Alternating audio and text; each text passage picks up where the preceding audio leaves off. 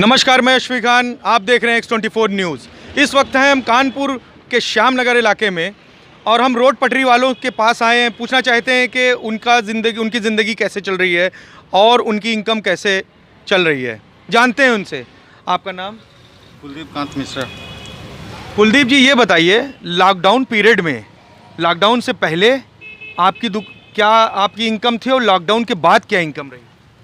Lockdown के पहले मेरी इनकम थी 14-15 हज़ार रुपये। अब इस वक्त तो 200 रुपये डेली कमा रहे हैं बस। ये दुकान जो आपकी है, ये ठेला कब से लगा हुआ है? ये लगा है अभी 1 हफ्ता हुआ है। इस 1 हफ्ते में आपने कुछ देखा समझा कि क्या चल रहा है? कस्टमर आ रहे हैं, नहीं आ रहे हैं, लॉकडाउन के वजह से, कोरोना के वजह से? नहीं, कस्टमर तो बहुत कम है। कस्टमर कोई भी नहीं कस्टमर है।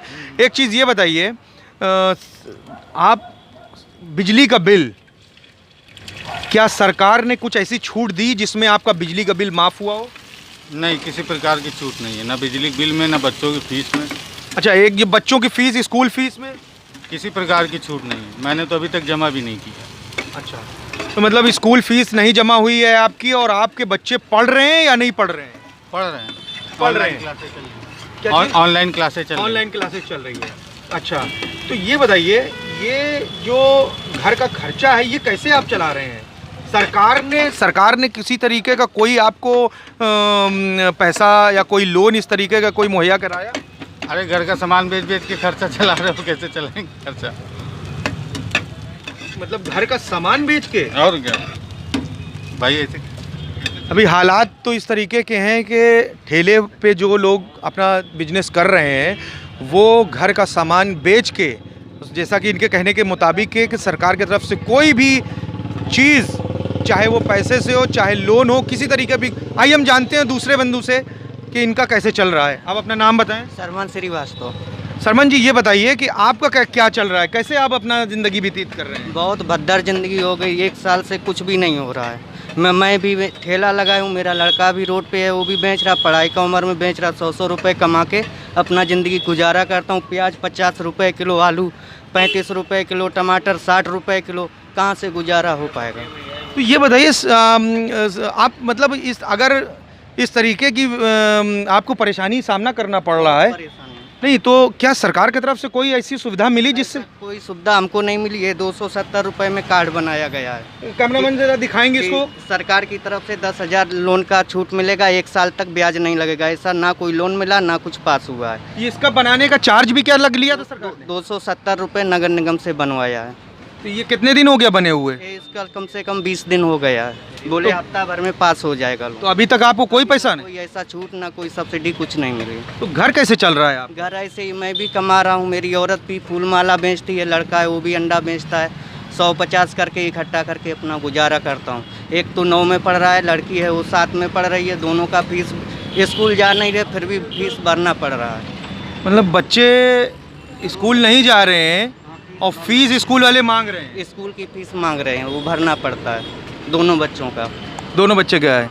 तो भाड़े का रूम पे रहता हूँ। भाड़े का रूम। क्या रूम रेंट माफ़ किया मकान मालिक ने? नहीं, कोई एक पैसा माफ़ नहीं हुआ मेरा, ना लाइट बिल का ना रूम का, सब बराबर दे रहे हैं। अभी 3 महीने का रूम भाड़ा बाकी है, वो मांग रहे हैं। अब जब आएगा पैसा कमाएंगे देंगे। हालात इतनी बुरी हो गई है कि घर के बच्चे जो पढ़ाई करते थे वो भी रोड पे आके ठेला लगा रहे हैं, फूल बेच रहे हैं, आलू सब्ज़ी बेच रहे हैं, चाट लगा रहे हैं। मतलब ज़मीनी स्तर पे देखा जाए तो 1 रुपए का भी कहीं भी सरकार की तरफ से ना तो कोई लोन और ना तो कोई मुआवजा, बल्कि इनके कहने के मुताबिक सरकार ने एक लोन प्रक्रिया चालू की थी जिसमें नगर निगम की तरफ से एक कार्ड बनाया गया था कि उस कार्ड के तहत आपको 10,000 रुपये लोन दिया जाएगा, जिसका ब्याज 1 साल तक नहीं लिया जाएगा।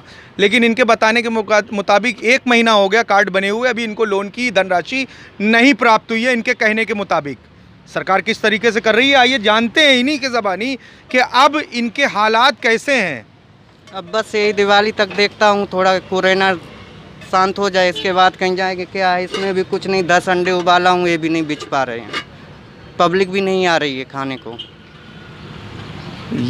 तो घर में अब जैसे आपके मुताबिक अगर इस तरीके का धंधा नहीं हो पा रहा है तो कैसे पेट चल रहा है? कुछ तो करना पड़ेगा, सब थोड़ा थोड़ा जोड़ के गुजारा करते हैं। हालात ज़मीनी स्तर पे बहुत ही ख़राब हैं। हम इस वक्त हैं कानपुर के श्याम नगर इलाके में। यहाँ की हालत इन्हीं ठेले वालों से पता चल रही है कि इस वक्त इनकी हालत ये है कि जो स्कूल के बच्चे पढ़ा करते थे स्कूल में, वो अब रोड पे आके सामान बेच रहे हैं। जानते हैं और लोगों से, हमारे साथ आइए हम जानते हैं और लोगों से कि क्या चल रहा है यहाँ पास।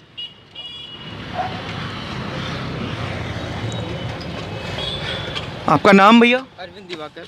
दिवाकर जी, ये बताइए आप कैसे अपना घर चला रहे हैं? इस कोरोना काल से पहले का क्या इनकम थी और आपकी क्या इनकम है? पहले चलता था काम, लो काम चल रहा है। जैसे पहले 300 काम हो जाता था, अब 100 रुपये या 50 रुपये काम हो पाता है। इन 150 में क्या आपका घर चल जाता है? बिल्कुल नहीं। बाकी भाई गाड़ी चलाता है, इसमें तो खर्चा चल जाता है। मतलब हालात जो हैं आपके घर के सिर्फ काम चलाऊ हैं। सरकार की तरफ से कोई ऐसा मुआवजा, कोई ऐसा लोन आपको प्राप्त हुआ? बिल्कुल नहीं, कुछ नहीं मिला मुझे। घर का बिजली का बिल कैसे जमा कर रहे हैं? जैसे भाई गाड़ी चलाता है, इसी में से एडजस्ट हो जाता है। क्या सरकार ने बिजली बिल माफ़ या कोई छूट? नहीं नहीं, बिल्कुल नहीं। हमारे मकान मालिक लेते हैं। नहीं, आप रेंट पे रहते हैं? बिल्कुल। उस मकान में जो मकान मालिक हैं, क्या उन्होंने किराया छोड़ा? बिल्कुल नहीं। मतलब जैसे हम किराए में रहते हैं, इन किराया नहीं लेते, फ्रूज नहीं लेते, तो खाली देखभाल करनी पड़ती है इनके यहाँ। खाली बिजली का बिल देना पड़ता है, सामने ही रहते हैं। अच्छा। तो घर का खर्चा कैसे चल रहा है, किस तरीके से? मतलब कैसे चलता है? धीमे धीमे। भाई गाड़ी चलाता है, जैसे कि फुटकर मिल जाता है 200-300 रुपये, तो आपके घर में कोई ऐसे बच्चे हैं जो स्कूल जाते थे? मैं जाता था, इसमें छोड़ दिया मैंने पढ़ाई।